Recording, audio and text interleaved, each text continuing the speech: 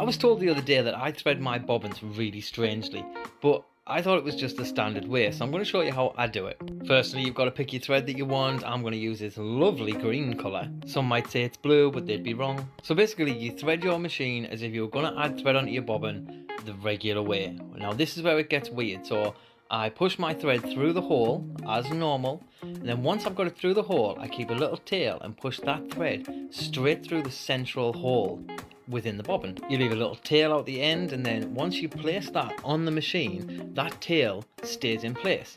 Now every other time, every other way I've tried, the thread that I leave out always tangles.